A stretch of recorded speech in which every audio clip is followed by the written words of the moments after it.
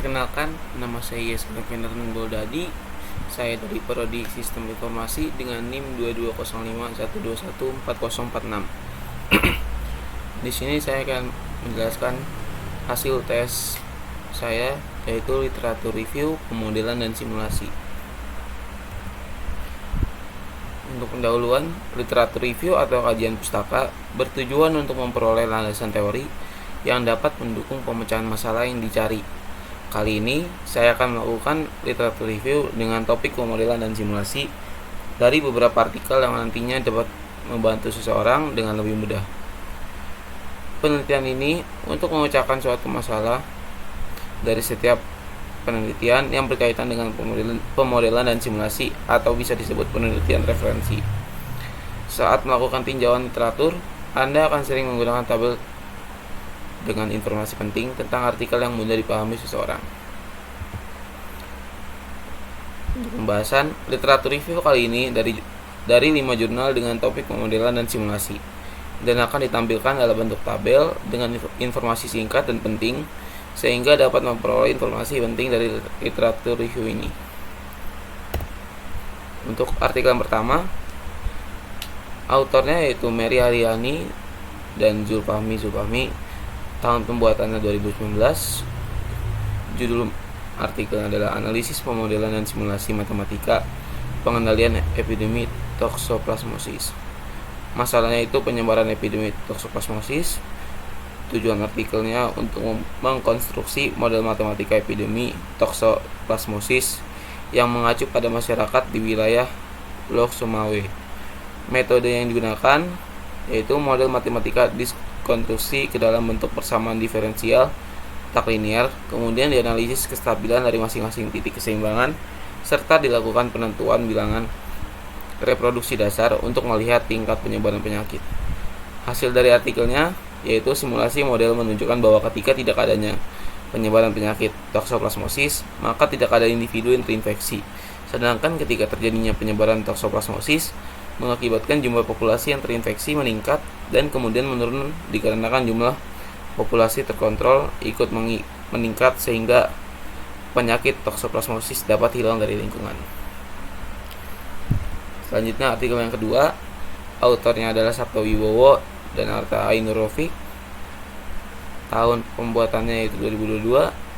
Judul dari artikelnya yaitu Pemodelan dan Simulasi Kinematika Robot Swerve 4 roda. Masalahnya yaitu pengembangan algoritma kontrol kinematika untuk mengontrol pergerakan diterapkan pada robot swerve 4 roda. Tujuannya untuk mengetahui hubungan antara penggerakan robot dengan kecepatan aktuator pada ruang 2 dimensi. Metode yang digunakan pada penelitian ini adalah metode motion rigid body analysis. Metode ini digunakan untuk menganalisis hubungan antara pergerakan robot dengan kecepatan aktuator, kemudian diimplementasikan pada posisi tujuan yang bersifat diam dan bergerak. Hasilnya, efektivitas dari metode rigid body analysis mampu mengatasi permasalahan yang ditawarkan di mana robot mampu bergerak menuju target yang diam dan bergerak dengan pemodelan kinematika yang telah dirancang. Untuk artikel ketiga, autornya yaitu Muhammad Ataullah Aziman, Muhammad Zildan Faisal, Mehdi Hana Putri, dan Bonda Sisa Aputra. Tahun pembuatannya 2022. Judul artikelnya yaitu Pemodelan dan Simulasi Prediksi Pendapatan Penjualan Emas dengan menggunakan metode Monte Carlo. Masalahnya yaitu melakukan penerapan simulasi guna memprediksi persediaan emas untuk perusahaan monogol dengan metode simulasi Monte Carlo. Tujuan dari simulasi ini bertujuan untuk memprediksi pendapatan penjualan emas antam dan menentukan kisaran keuntungan maksimum dan minimum yang ditinjau dari aspek penentuan persediaan. Metode yang digunakan adalah metode simulasi Monte Carlo. Hasilnya, simulasi Monte Carlo dilakukan menghasilkan prediksi keuntungan penjualan dengan dominasi kemunculan keuntungan sebesar 1.320.000 dengan stok emas terjual yang diprediksi sebanyak 66 gram. Untuk artikel yang keempat, autornya adalah Farid Baskoro, Mulia Adi Prasetya, Widi Aribowo, dan Yunitri Kartini. Tahun pembuatannya itu 2021. Judul dari artikelnya adalah simulasi pemodelan pembangkit listrik tenaga mikrohidro atau PLTMH dengan menggunakan aplikasi MATLAB atau Simulink. Masalahnya, melimpahnya energi yang ada tersebut, Indonesia hanya mampu memaksimalkannya berkisar 7% saja dari kapasitas yang ada. Tujuan dari artikel ini menghasilkan energi listrik, yaitu dengan pembuatan pembangkit listrik tenaga mikrohidro yang membutuhkan energi kinetik dari air. Metode yang digunakan pada penelitian ini, penulis akan membahas tentang pemodelan simulasi dan pembangkit listrik tenaga mikrohidro dengan menggunakan aplikasi MATLAB atau Simulink. Hasil dari pemodelan tersebut didapatkan daya yang bisa dibangkitkan sebesar 18 watt. Putaran rotor didapatkan sebesar 29 rpm dan arusnya mencapai 2 ampere. Dan yang terakhir, daya reaktifnya mencapai 0,05 VAR. Dan artikel yang kelima, autornya adalah Indrasno Sirajudin, Sabto Wibowo, Ferdian Runilaya, Ervan Rohadi, Ilham Agung Wicaksono, dan Ratna Ika Putri. Tahun pembuatannya 2021. Judul dari artikelnya itu pemodelan dan simulasi bus converter menggunakan Python.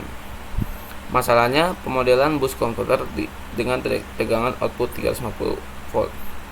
Tujuannya, dirancang model bus converter untuk charging kapasitor pada robot sepak bola beroda. Kapasitor pada kondisi ini digunakan untuk menyimpan energi pada sistem penendang robot. Karena sistem penendang membutuhkan energi yang tinggi, tegangan yang digunakan untuk mengisi kapasitor harus tegangan tinggi.